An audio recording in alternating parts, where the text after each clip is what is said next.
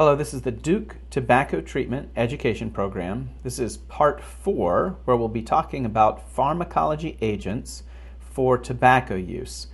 I'm James Davis. I'm a doctor of internal medicine, and I practice at Duke University.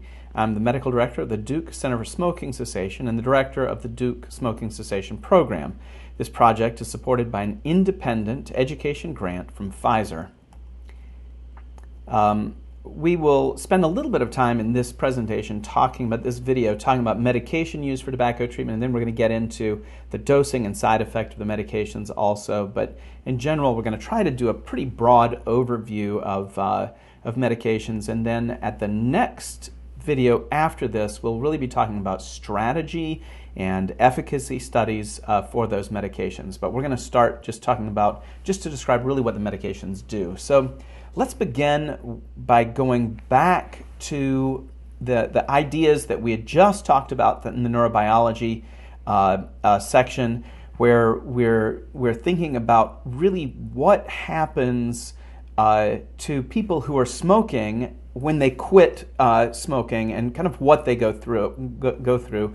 And they experience symptoms of low dopamine, low serotonin, and low norepinephrine, and that is the withdrawal syndrome.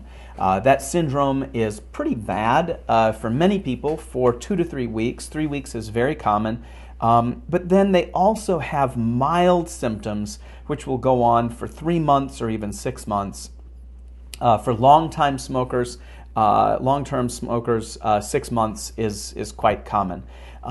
The important thing from a medication standpoint and a treatment standpoint is that withdrawal symptoms are highly correlated with relapse. If we do not do a good job managing withdrawal symptoms, the success rate of patients who are trying to quit smoking is really low.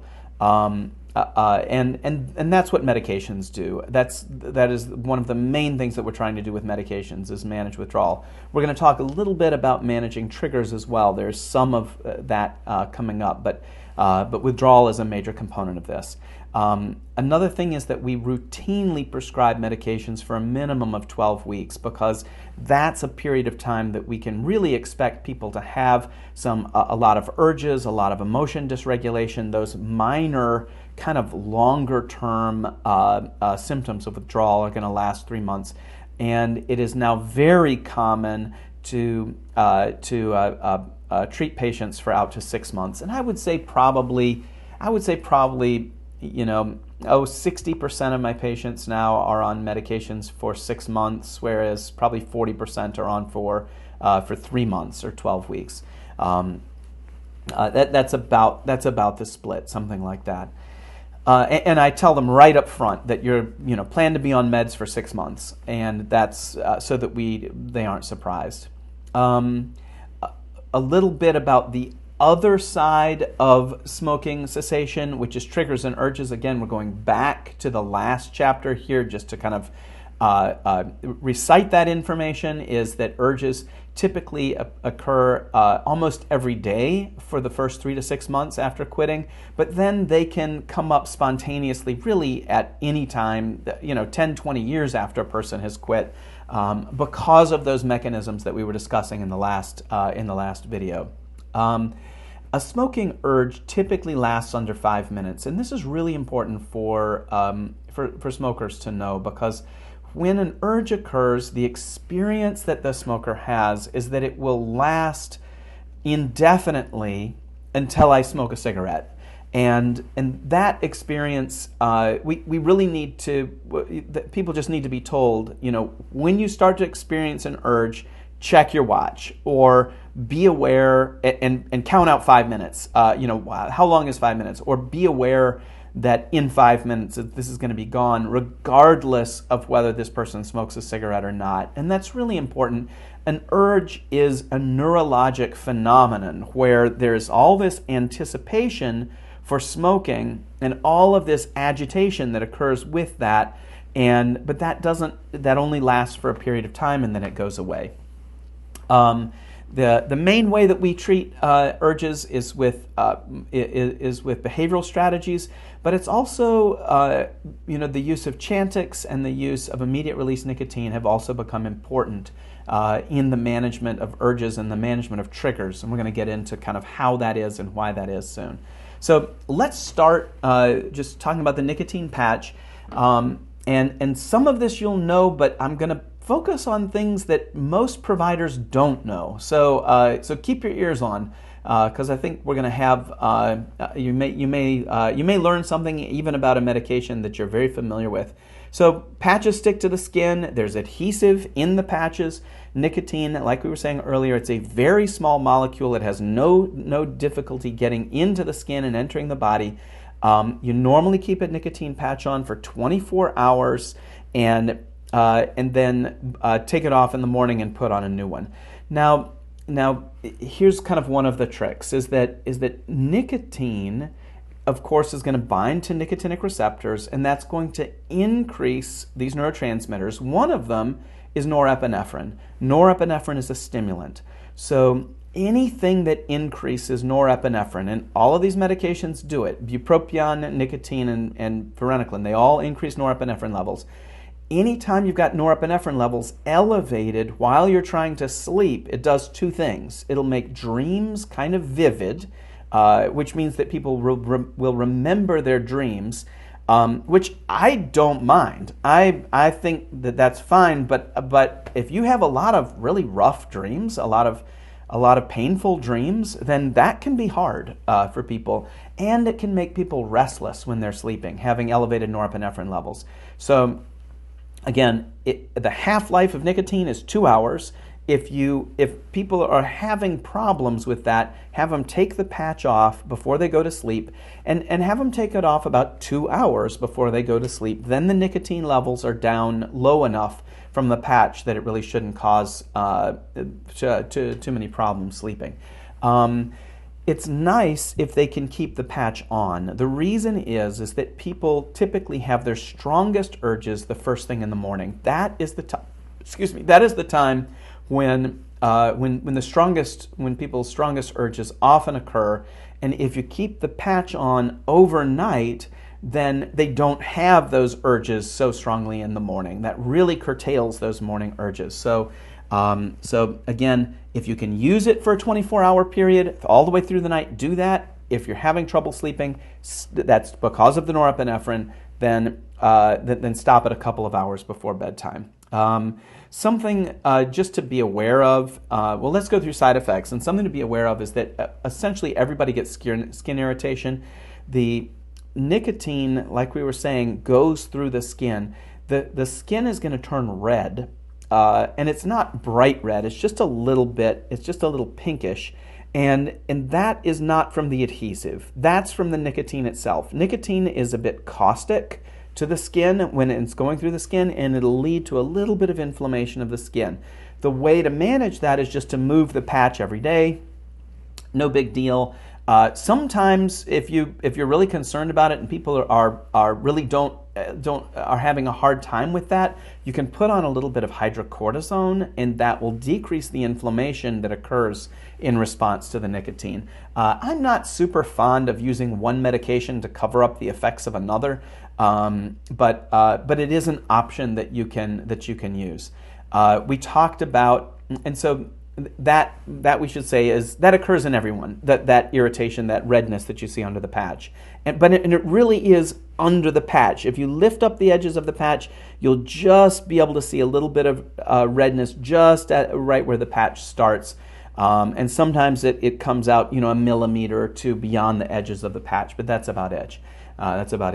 Insomnia. Insomnia can occur in about 10% of people, but a lot of people experience a small amount of insomnia or a little bit of restlessness at night or vivid dreams. If people get too much nicotine, then they tend to get a little nausea and a little dizziness.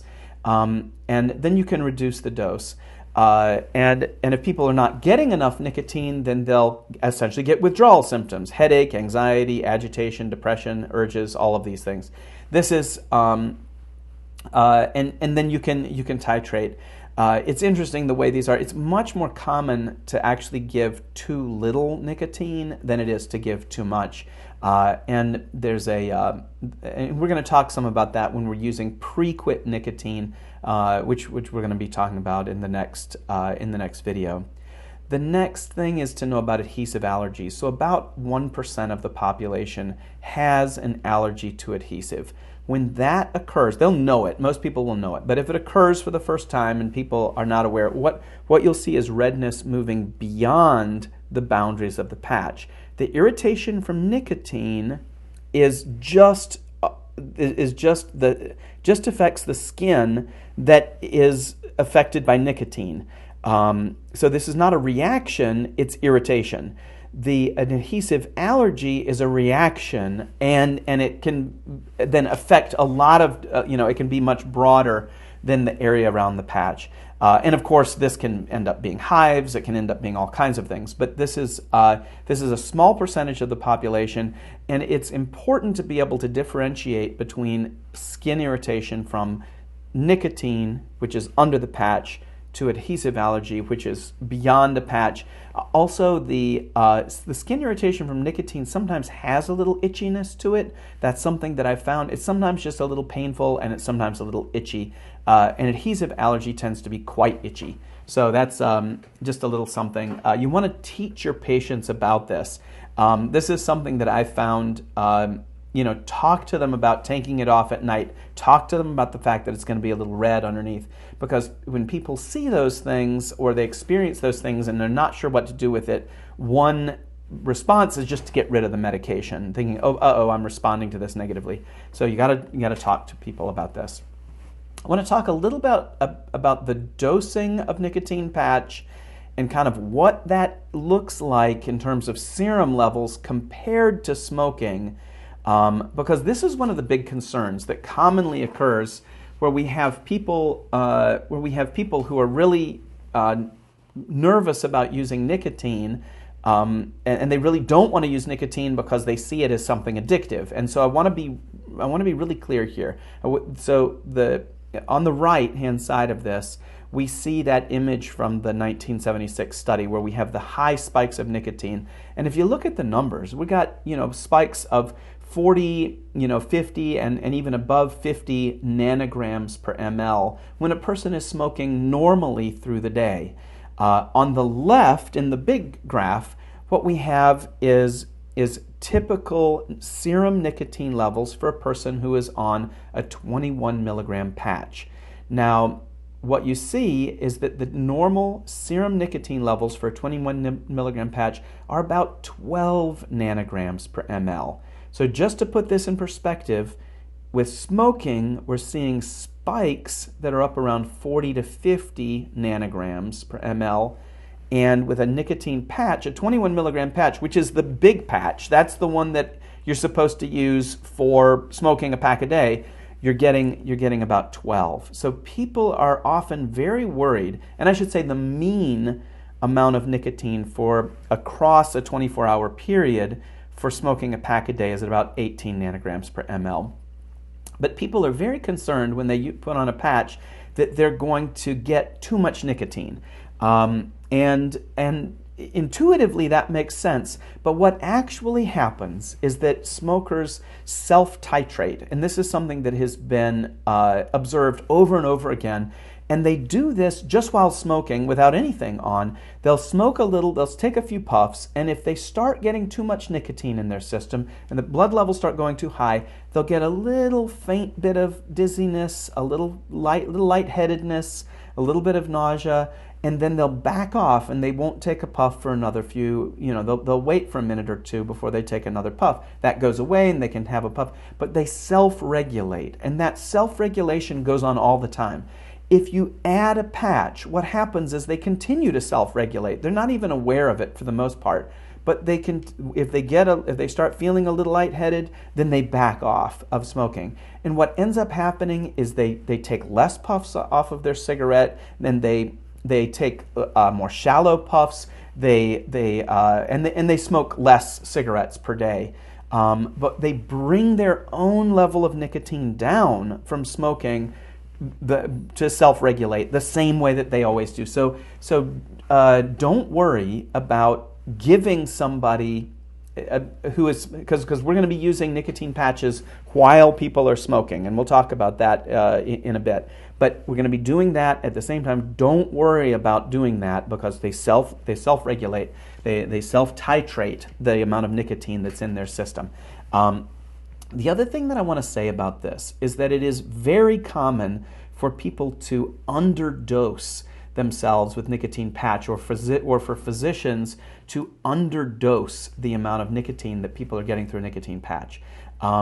So what we want to do is roughly approximate the amount of nicotine that people are getting from smoking through their nicotine replacement. It doesn't have to be exact, but it has to be kind of ballpark. If you put somebody on a 21 milligram patch and give them a mean of 12 nanograms per ml when they're familiar with a mean of 18 nanograms per milliliter, and then maybe you add a little bit of nicotine gum, nicotine lozenge, and you get up around, you start getting up close to that 18 nanogram zone, people feel pretty comfortable. People feel like their withdrawal symptoms are really managed. If, however, say somebody smokes 2 packs per day and their mean nicotine level is 36 nanograms per ml, well, if we put that person on a 21 milligram patch with only 12 nanograms of nicotine, serum nicotine per ml, they're getting a third of the amount of nicotine that they're familiar with, and they're going to have bad withdrawal symptoms, and they may come back and say, yeah, I tried patch, but it didn't work, which is very common. Many times when a person says, I've been on a nicotine patch, but it doesn't work, what they're saying is I've been underdosed. They didn't give me the right dosing. I had withdrawal symptoms and urges, and it didn't affect my desire to smoke. So a couple of important things here. The other thing that I want to just say is that what we're doing, I want to come back to an idea that we were talking about earlier, and that is it's the difference between smoking, where you have these spikes of nicotine, and a nicotine patch where you have a tonic level of nicotine. It's the spikes that lead to upregulation of nicotinic receptors, right? It's that going up and having the receptors become desensitized, and then falling, and then having the upregulation of receptors by the cells to try to get more active receptors on the cell surface. That's what leads to withdrawal. And once you stop spiking the nicotine, then the receptor level starts to come down. And what we see, and that's the withdrawal period, is while the receptor levels are high, that's withdrawal. Then once they come down, then our innate acetylcholine is able to stimulate a smaller population of receptors sufficiently to give us the dopamine and norepinephrine serotonin that we need. But when we're dosing flat and there's no spikes with a patch, you don't get upregulation of nicotinic receptors. It's not the same process. And what that means is that when somebody you can put somebody on a 21 milligram patch, they can smoke, say they quit smoking 6 months ago, and you put them on a 21 milligram patch, and then one day you just decide to stop the patch. They don't go into withdrawal, and you'll see this. They don't go into withdrawal. This whole thing about step 1, step 2, step 3, that's a marketing ploy by the pharmaceutical companies. People don't go into withdrawal when you stop the nicotine patch because it's tonic nicotine and it doesn't lead to upregulation of nicotinic receptors. So I'm going through this in detail because a lot of patients are going to be nervous about using nicotine, and nicotine patch is just not that addictive. It's steady state nicotine, and people don't respond to it the same way. So the next thing I want to talk about is the package insert, and this, if you read it carefully, you'll notice that the language that is used is the language of attorneys. This is the language not of physicians, it's the language of lawyers. And it says a number of things designed to protect the tobacco companies. This is not designed to protect your patients. So let's go through some of these. So the first thing it says on the package insert is don't use nicotine replacement if the patient is still smoking if you're 2 weeks after a heart attack, myocardial infarction, if you're pregnant or breastfeeding, and if you're under 18 years old. Well, all of those things, make reasonable sense if you don't want to get sued for side effects. At this point, however, and there's just been a lot of research that's come out since nicotine replacement, came on the scene back in the early 80s. Over 40 years been past that now. So now the studies show that nicotine replacement can be safely used while people are still smoking. And in fact, we now know that it's more effective to start nicotine replacement before the quit day while people are still smoking. And that is, in fact, the preferred method to use with nicotine replacement. And it's absolutely safe. And that's because of that self-titration that occurs. The other thing is that it may be beneficial to smoke after a heart attack. It often, what happens when people have a heart attack and they're smokers is they're often taken off of nicotine and then they go into withdrawal, and they're in this sympathetically heightened state while they're in withdrawal. They're in this high stress state, which is terrible for being in withdrawal. And now there are studies that demonstrate that it's absolutely beneficial and safe to use nicotine replacement after a heart attack, and we're going to get into that in the video after this one.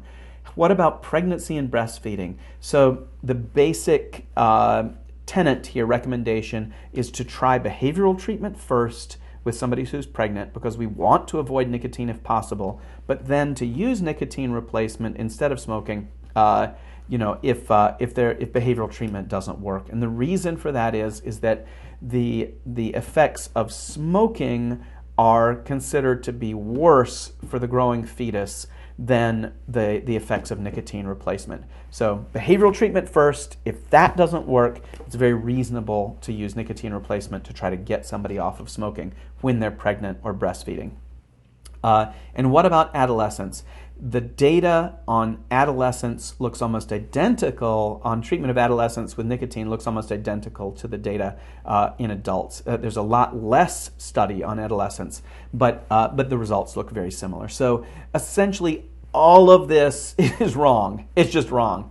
And there is data now to demonstrate kind of what evidence-based practice really is on these. So, and we're going to get into those. We're going to get into these other, all of these in a little bit later to give you some more detail on it. So, what about immediate release nicotine? Nicotine gum, lozenge, inhaler, nasal spray.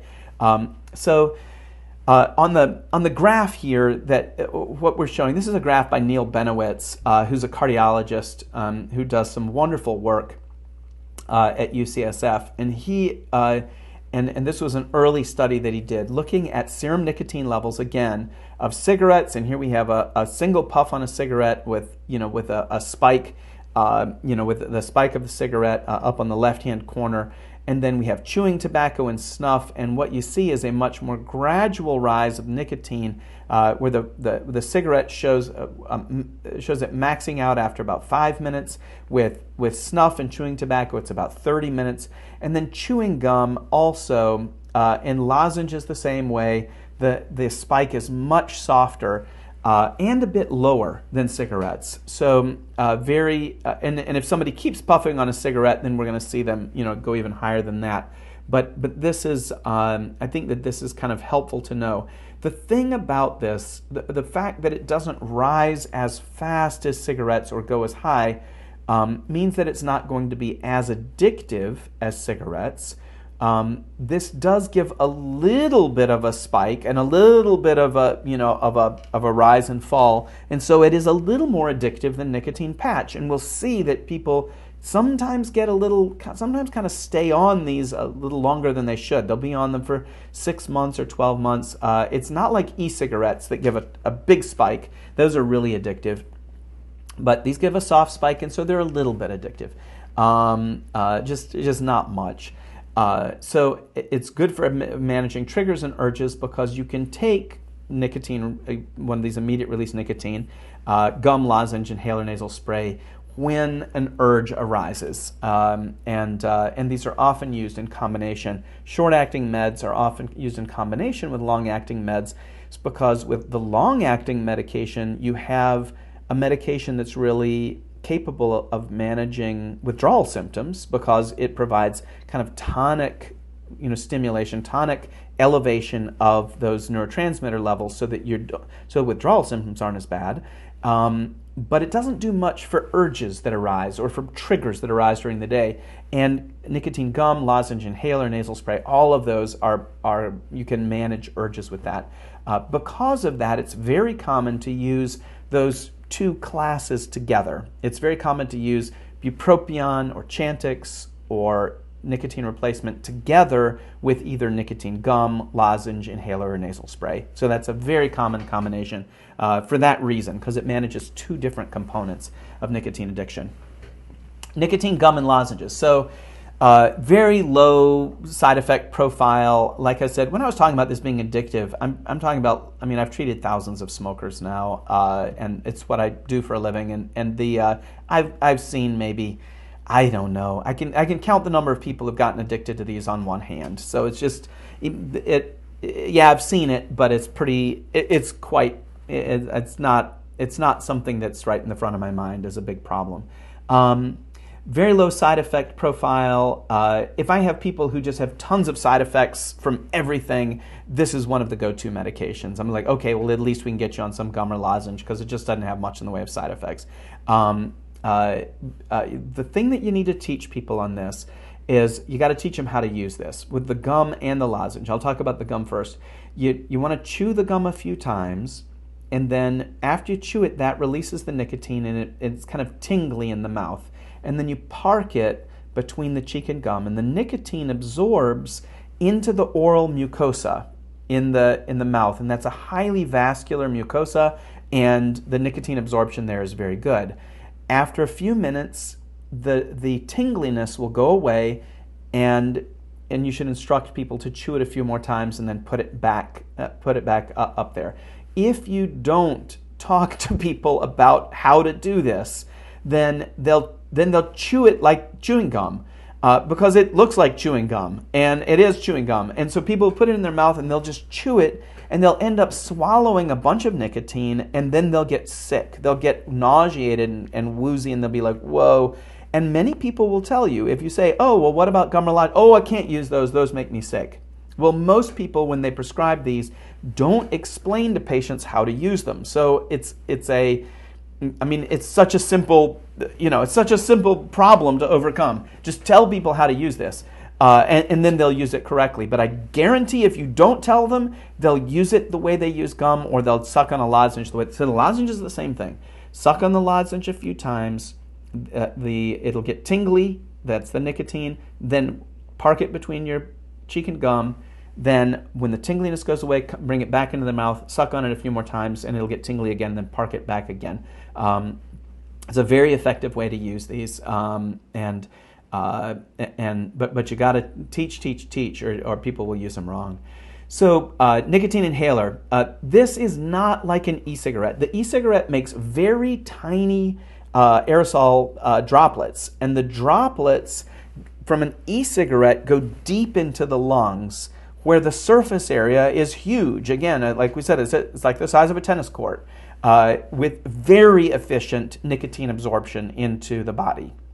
The nicotine inhaler uses a very large droplet, and that large droplet can't get all the way down into the lungs, and it deposits instead in the upper airways, in the trachea and in the bronchus, in the main stem bronchus. And so and there now we've got a surface area, like this. So very big difference in terms of surface area and absorption. What that means is that we don't get a huge spike of nicotine because the absorption's not that good, and that it's not as satisfying as smoking. It is, however, a very nice behavioral substitute for smoking, and some people will just tell you, like, I just have to have something in my hands. This is a wonderful kind of approach for that. It's very helpful for that. You have to teach people how to use this too, because what people will do instinctively is try to use it the way they use a cigarette, which is to inhale through it. Well, this has, you can see on this little, picture here that it has a little cartridge, and when they screw the plastic thing together, the inhaler together, it pops two little aluminum foil ends on that cartridge, and there's a piece of cotton or something like that, cellulose that's infused with nicotine, and the nicotine aerosol can be sucked out of that. Now it takes some real pressure. You can't just inhale and generate enough pressure. What I tell people is to do this, and that gets enough pressure with your mouth because your mouth, that's a lot of pressure you can generate with your mouth to get the nicotine in. And so you pop on it like that, and that gets enough in. So I actually do make that sound in front of my patients in order to get them to do this correctly. Again, this is a short-acting medication. It's most effective when used with a long-acting medication. That's really the ideal use. Nicotine nasal spray, I did my training at the Mayo Clinic, and they use a lot of this there. I don't particularly like it. I feel like there's a lot of, and hopefully the folks at Mayo don't see this and will get on my case, but I don't really like it because my patients typically don't, they don't tolerate it. About, again, 81% in a study that was done with this had nasal irritation that was significant nasal irritation. Nicotine is caustic. If you inhale it, it's irritating. If you put it, and the nasal mucosa is super sensitive, and so just squirting nicotine into your nasal mucosa, it burns. What most people found in the study that here is that burning sensation decreased significantly after the first week of use. And so if people want to use this, I think it's great, but I actually don't use it very much because it's not tolerated that well. So bupropion. The other term for this is Zyban. That's the term that's used when it is being used for smoking, and Wellbutrin, which is the term that's used when it's being used for depression. Bupropion was developed as an antidepressant, and I would just say to yourself the word bupropion. It's got the word pro right in the middle of it, bupropion, and the last part is pion. So it's an easy word. People mess up this word all the time. So bupropion. It's developed as an antidepressant. It's about half as effective as Zoloft in terms of the kind of the decrease in scores that we see in depression studies. Is about half as effective as the SSRIs. It's actually a really nice drug to add to SSRIs, and we'll mention that in a second here. But what this does is it increases dopamine and norepinephrine. So whereas an SSRI is a selective serotonin reuptake inhibitor, which means a reuptake inhibitor just means that you're going to end up with more of those neurotransmitters in the synapses between nerve cells, so that those neurotransmitters will continue to activate nerve cells. So it is in terms of, in any functional way, you can just think it increases levels of dopamine and norepinephrine. So dopamine and norepinephrine are really essential in terms of with the withdrawal syndrome. I would say the biggest player in withdrawal is probably dopamine, and norepinephrine and serotonin are second and third, kind of close. So this is going to get up your dopamine. It's also going to get up norepinephrine, which is terrific. There's also a bit of nicotinic. There's a bit of effect that it has through the nicotinic receptor that we talked about earlier. It's a nice choice for smokers with mild depression, but and it's a nice choice for smokers with weight gain. I want to say a little bit about the depression, and that is that depression, I was talking to a psychiatrist about this who really was kind of talking about the differences between this drug and using something like an SSRI. So let's be clear. Serotonin has to do with stabilizing mood, and one of the primary issues with depression is that there's a lack of stability, mood stability with depression. However, there are people who have depression, and the primary manifestations of that depression are low energy, low motivation, foggy headedness, and that kind of becomes, it's not emotional volatility that they're struggling with. And for that kind of depression, that's just kind of low motivation, low energy, bupropion is really wonderful. And that's what I also see in smokers. When I have somebody who's smoking and who wants to quit, but they just don't seem to have enough energy or willpower or whatever to make it happen, bupropion kind of comes up as a possibility because that has an impact on those kinds of symptoms. The other thing that this does, and I should say with norepinephrine, and it's the norepinephrine that does this, with norepinephrine, bupropion gives us the biggest boost of norepinephrine of these different drugs. So varenicline will give you a little bit, nicotine will give you a little bit more, bupropion will give you the most norepinephrine. And if you've got mild depression, especially that low motivation, low energy kind of version of it, that really makes a difference. The other thing is post-cessation weight gain. So when people stop smoking, norepinephrine levels fall. That's part of withdrawal. Norepinephrine is a stimulant, and as a stimulant, it's also an appetite suppressant. And so when people quit smoking, one of the things that happens is they start to eat more.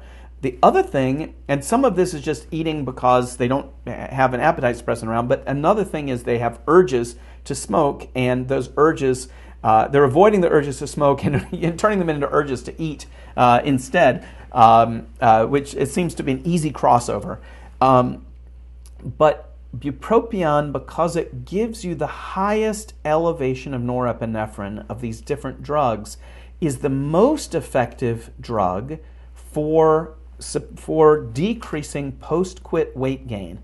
And that's something that we're going to talk about in terms of strategies in a little bit, but it's a really nice thing. The other thing is in the United States, and I'm not sure about other countries here, but in the United States, this is very inexpensive.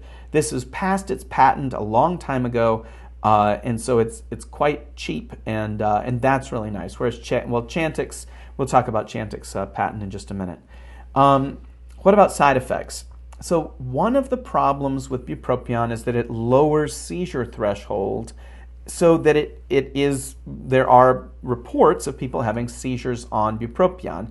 I want to jump right in and say that this is not a major concern for me, because if you look at the data, I think it probably won't concern you either. So first of all, I'm not going to use bupropion if a person's had a prior seizure, if they've had a head injury, if they have had a stroke, especially a stroke with a residual defect, they still don't have any strength in one hand, or they still slur their speech.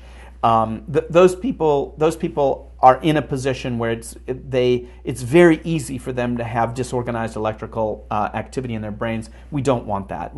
Or brain tumor. Don't use bupropion in those people. That said, almost all the seizures that have been reported on bupropion are in people who are using over 450 milligrams a day. For example, 600 milligrams a day. We're going to be using 300 milligrams a day or less, and there's just not much of a report of seizures. So if you avoid the really big seizure risk folks, seizure history, head injury, stroke, brain tumor, you just don't have much to worry about here. There's just you're just in the clear. There's just not much to worry about. The other thing that I'll say is if you have somebody who's on an SSRI, somebody who's on Zoloft or Paxil, who's going to be, of course, they're going to have elevated serotonin levels, it's absolutely fine to add bupropion, because what you're doing is you're increasing serotonin and dopamine level. Norepinephrine and dopamine levels. And so this is not a contraindication. It's absolutely, they're complementary, these SSRIs and bupropion. In fact, psychiatrists will often add bupropion if their SSRIs are not doing enough in terms of energy and motivation. So, and what about side effects? So again, the common side effects. So bupropion is going to increase norepinephrine more than anything else, and that is a good thing for some people. For some patients, that's ideal. However, that's going to cause problems with sleeping. That's going to cause vivid dreams. It can cause dry mouth and constipation. So the norepinephrine is our treatment effect, but it also has side effects. Just a hint, and that is that for some people, I will use a lower dose of bupropion. I'll use, instead of using 150 milligrams twice a day, I'll just use 150 milligrams in the morning, and we'll skip the evening dose, and that way the amount of bupropion will be lower by the time they get to evening, and that seems to ameliorate these sleep problems pretty well. So if there's a real problem with sleep, that's a reasonable approach that I think has worked great for me. Okay, Chantix. Now things are getting exciting. So the thing that Chantix does some wonderful things, and it also has problems. And one of the things that it does is it strongly blocks the alpha-2, the alpha-4 beta-2 nicotinic receptor. And again, that's the primary nicotinic receptor in the brain. It's about 90% of the nicotinic receptors are of this variety. And it blocks them, and that blockade stays on. The half-life is 24 hours. So it stays on for 24 hours. It mildly stimulates the alpha-4 beta-2, meaning that it doesn't stimulate it the way nicotine does. And this is important. This is important because it provides a little bit of elevation of those neurotransmitters, but not that much. And this is going to lead to side effects, and we're going to talk about that in just a second. It's also a full agonist at alpha-7, which it gives you some norepinephrine, and seems to be important in schizophrenia. Again, the half-life is 24 hours, but we typically use BID dosing. We're going to talk about using QAM dosing in a little bit. The great majority is excreted through the urine. I don't even worry about hepatic metabolism with this drug. I really think of it as the cleanest drug we have in terms of interacting with other drugs. It's messy in that it has some associated side effects, but it really doesn't interact with other drugs. So let's keep thinking. So varenicline, the main activity is receptor blockade. So what happens when we decrease nicotinic reward? If you block the nicotinic receptor, nicotine can't get in to bind the nicotinic receptor. And so when a person smokes, let's think about a person from our last video. Let's think about a person who's just finished breakfast. I've just finished breakfast. I'm ready for a cigarette, but I'm on varenicline now. And we're going to be starting varenicline before people quit smoking. So I'm on varenicline now, and I have a cigarette. But now, when I have my cigarette, the nicotine that goes to my brain can't bind to any of those receptors. And so I get no feeling of satisfaction from it. So I do this one morning, and then I do it the next, and then I do it the next. And by morning 4 or 5, I'm just like, I don't even know if I want a cigarette. Or I have one puff. This is really common to hear patients say, I have one puff, and then I realize it's just not doing anything for me, and I put it out. And that's a very common, and so what we're doing now is we're taking a trigger, an association with an activity that's been there for a long time, and we're creating a new experience. We're actually creating an experience where smoking is not satisfying, and that is undermining that association, and it's starting to dissolve that association. So this is a drug and an effect that has an impact on triggers. It has an impact on triggers, not just on withdrawal. It has a little bit of effect on withdrawal because it gives you a little bit of stimulation, a little bit of elevation of those receptor neurotransmitters, but mostly the effect is to decrease nicotinic reward. So what happens when you put people on varenicline? Well, when it's no longer rewarding, when they don't get any pleasure from smoking, the amount of smoking comes down, and it can come down pretty rapidly. And that's kind of a big deal. One of the things that happens with that is that is that what you have, and I'm going to jump right into the bottom of this slide here, where what happens when smokers decrease rapidly. If I put somebody, let's say somebody smokes a pack a day, and I put them on varenicline, 3 or 4 days later, they may be smoking 10 cigarettes a day, and a week later, they may be smoking 5. Well, that person, and they with very little stimulation of those receptors.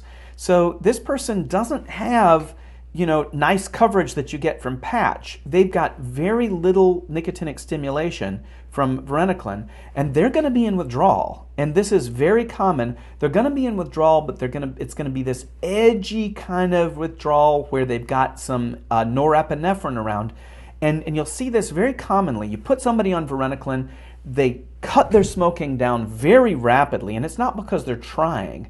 It's because it's not rewarding. This is an automatic response to the loss of reward, and then they're in withdrawal because it doesn't give enough of that agonist effect. And it's an edgy withdrawal because you do get the alpha-7 kind of norepinephrine component, and they feel angry and they're explosive and all of this stuff is going on. We have ways of approaching that. We don't need to drop people like a rock like that. You can start people much more gradually and use lower dose varenicline and avoid that whole problem. And we're going to talk about that when we get to strategies. But again, what we have is a medication that's a very effective nicotinic blocker, but not a particularly effective medication in terms of the stimulation of nicotinic receptors. So who would we use this with? Well, there's some obvious populations. One is if somebody doesn't have much motivation to quit. I've had smokers who say, I just can't seem to, my wife wants me to smoke, wants me to quit, and they're kind of hem and haw. And I'm like, well, I can put you on a medication and you'll just reduce. And I put them on varenicline, and they come right down. The reward goes out of smoking, and they go from 20, and they just, over the course of about a month, they drop very rapidly in the first couple of weeks, and then in the next couple of weeks, they continue to come down even more without even trying. I have patients who have mental retardation I don't know the PC term for this exactly, but I'm sure it's not mental retardation anymore. But so apologies. But who have cognitive deficit of some kind. I have people who have traumatic brain injury. I have people who are late stage schizophrenia. These people have a very, very difficult time with any kind of behavior change. They just kind of march through the day in a rut. And they don't have that much control. It's very difficult for them to do anything differently. I can put that person on varenicline, and nicotinic reward goes away, and their cigarettes come down. You will not see that with the other medications. So the other thing that we see is low motivation. The other is people who have a strong response to triggers or cues. So remember when we were talking about the population that some people don't have much in the way of withdrawal symptoms, but they do actually have a very strong response to triggers or cues in their environment. They might be emotion-based cues or stress-based cues. Those people, we can actually impact their relationship to triggers by using varenicline. And that's a really kind of slick, nice thing to do. These tend to be light smokers. Sometimes we'll use low-dose varenicline with them. We'll talk about that. That's another neat population to use this for. Another is people with severe dependence, kind of way at the other end of the spectrum. And here we really need something for withdrawal. So we're going to need either patch or bupropion because we've got to get neurotransmitter levels up because they're not going to tolerate withdrawal. But we also need something to manage that nicotinic reward. And so here we're going to add patch to varenicline or add bupropion to varenicline. And we'll talk some about that in the future. So very important, tough kinds of folks to work with and strategies that will enable you to do that. Side effects. So the side effects from this essentially are norepinephrine driven. So we've got nausea, we've got vivid dreams and insomnia. That's norepinephrine stuff. It's not as much is not as high a norepinephrine as bupropion, but it's next. It's the next one down, and that's the thing to do here. All of these side effects can be managed, and let me walk through them.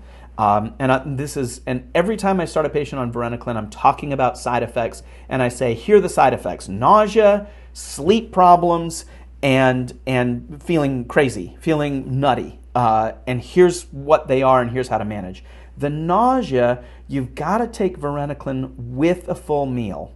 And even if somebody doesn't eat it until 10 in the morning or something like that, you've got to take varenicline with a full meal, and then that will actually that will make a big difference in terms, because then you're absorbing the varenicline, the Chantix, much more slowly, and so you don't get the nausea. The nausea comes from a big burst of norepinephrine in your stomach, and then that shuts down peristalsis, and then all of a sudden you get nauseated. So you don't do that. Take it with a full meal. If people take it with a glass of milk or with some coffee or something like that, they'll get nauseated.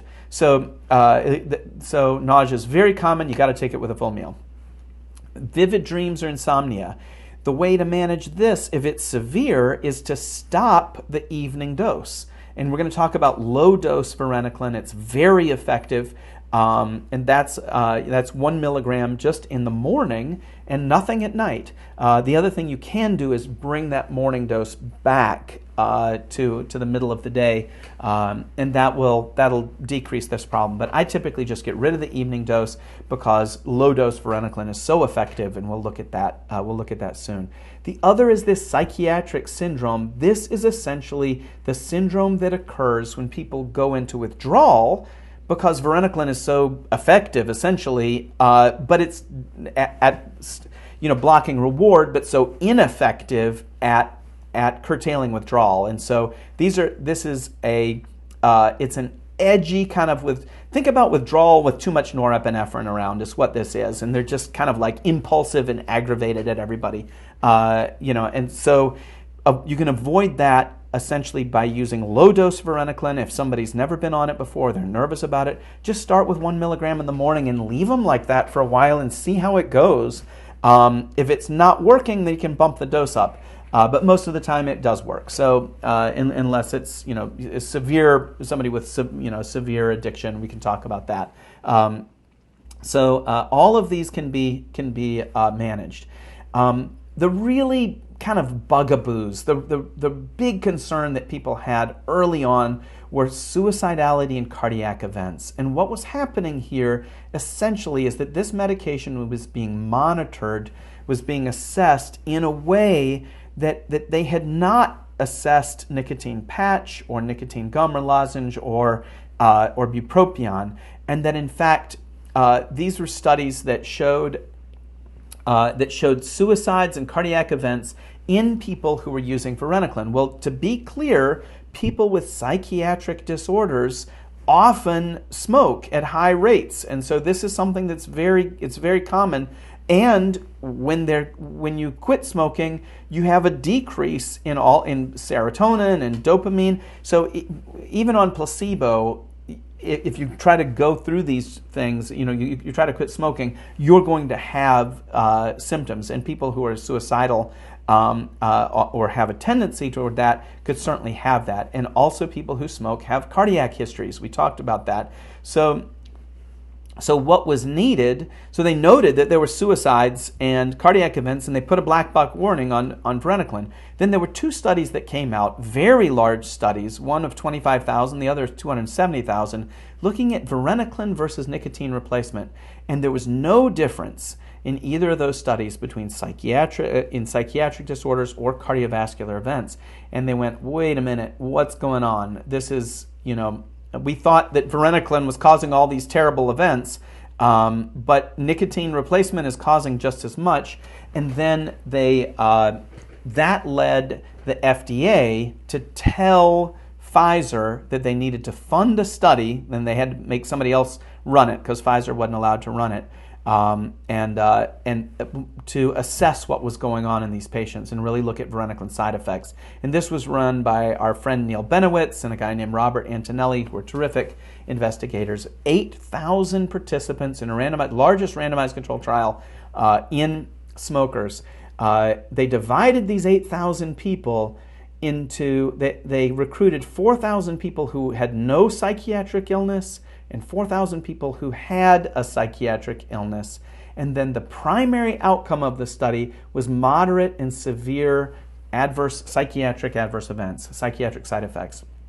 What they found in the and then they randomized these groups to either varenicline, bupropion, nicotine patch, or placebo. What they found in the non-psychiatric group was that there was no statistically significant difference between side effects in any of these groups.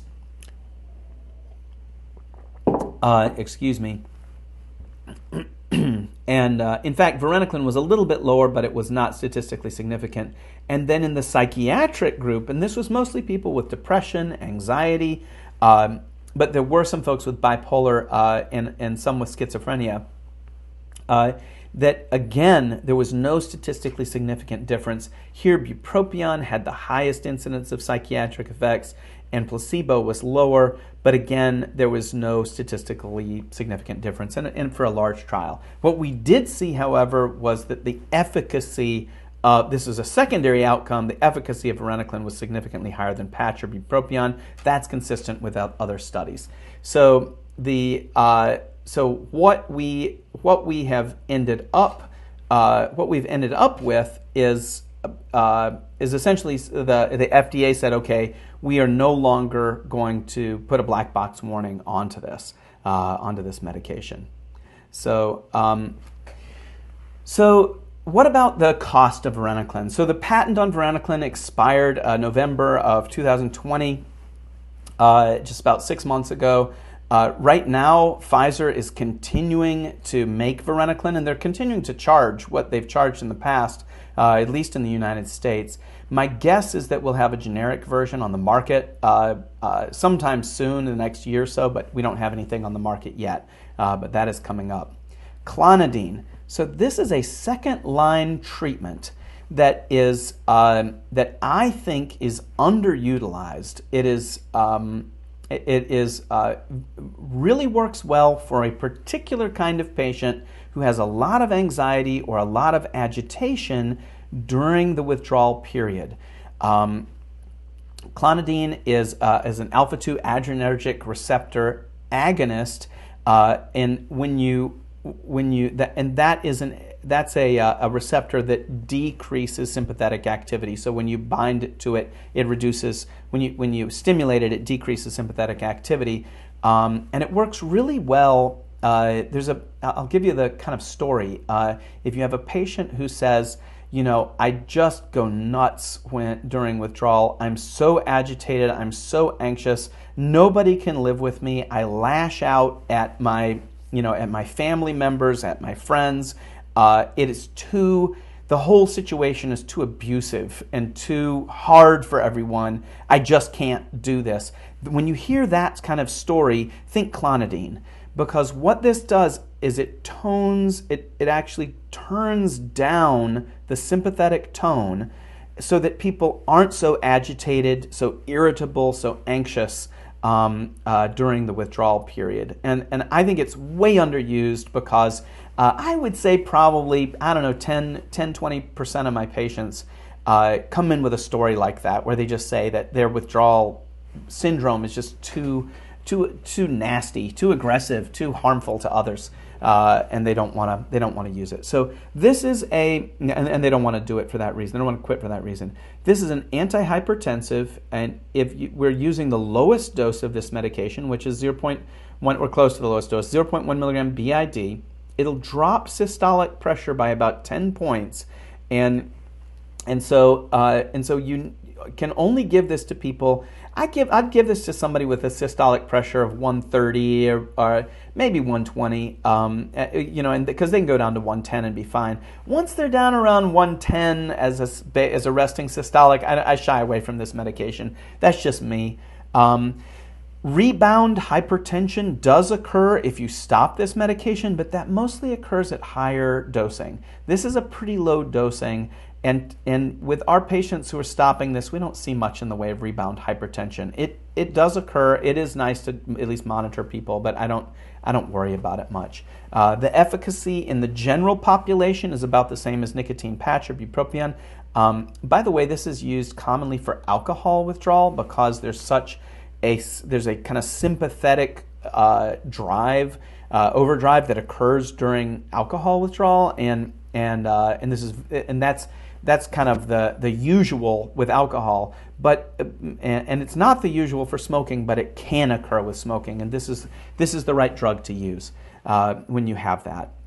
Very, very effective. Nortriptyline I don't use much, and it really just has, I use it some, but it has one use as far as I'm concerned. This is an older tricyclic antidepressant.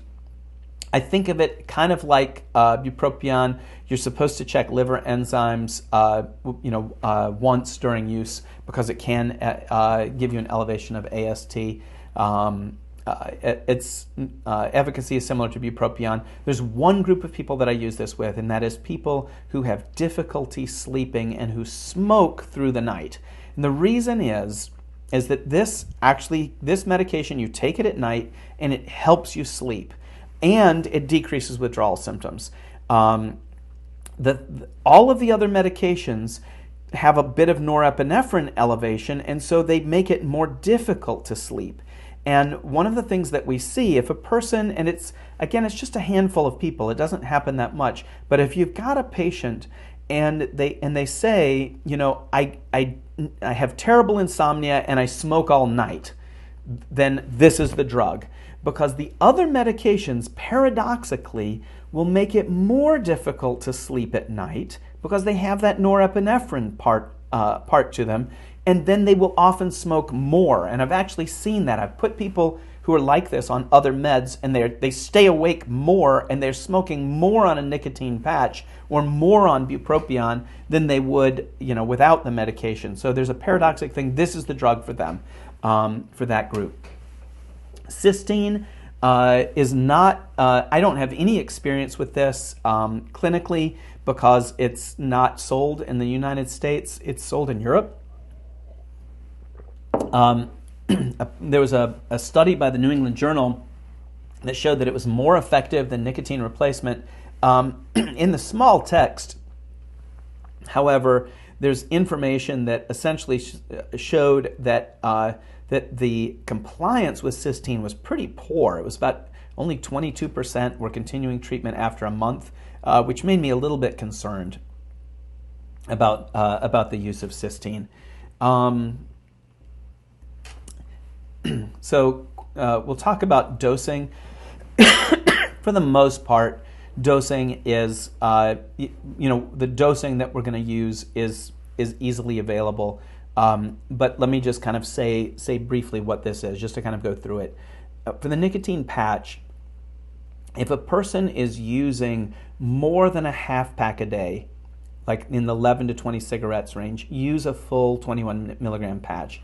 If they're up above that, if they're using 30 cigarettes a day, then move to a 35 milligrams of nicotine. That would be a 14 plus a 21. If they're smoking 2 packs a day, it's absolutely fine to use 2 21 milligram patches.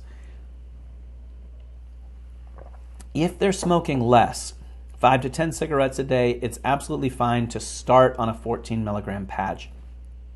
If they're smoking less than that, then you probably have a light and intermittent smoker who's primarily responding to cues, and we probably want to get out of patch altogether and focus on varenicline or nicotine gum or lozenge. Now, the dose of nicotine gum and lozenge is not based on the amount that people smoke, but it's based on when people smoke their first cigarette in the morning. It's kind of an interesting way of doing it. And that tells you, it's another way of telling you how bad your withdrawal is. If people smoke very quickly in the morning, within the first 30 minutes, then that means that they're waking up in withdrawal. and we want them to use the 4 milligram gum or lozenge. If they wait more than 30 minutes to smoke their first cigarette, then they can use the 2 milligram gum or lozenge. So what we're doing is not tying this to the number of cigarettes, but to the severity of nicotine withdrawal, which we can assess by when they smoke their first cigarette. The varenicline dosing is to use 0.5 milligrams in the morning for 3 days, then 0.5 twice a day for 4 days, and then bump up to 1 milligram twice a day. Sorry, my throat's getting to me a little bit. Bupropion is 150 milligrams in the morning for 3 days, and then BID. Clonidine is 0.1 milligram BID. And then nortriptyline is increased gradually. Just a couple of other medications to bring up. Naloxone. This is a medication used for opiate use. Really did not show a significant difference with smoking versus placebo. Mecamylamine works very similar to varenicline, but causes a lot of GI problems. And the nicotine vaccines turned out to not be effective. I was working on those when I was in my training. And essentially, it creates antibodies to nicotine, but people can just smoke over the top of them and get a lot more nicotine and overwhelm the vaccine. So that's the basics on medications, and then we're going to get into medication strategy in the next video. That video will be a little bit longer, and I look forward to talking to you then. Each one of these is getting better and better for me, and this next one I think is really where the rubber meets the road in terms of clinical strategies for smoking cessation. So see you then.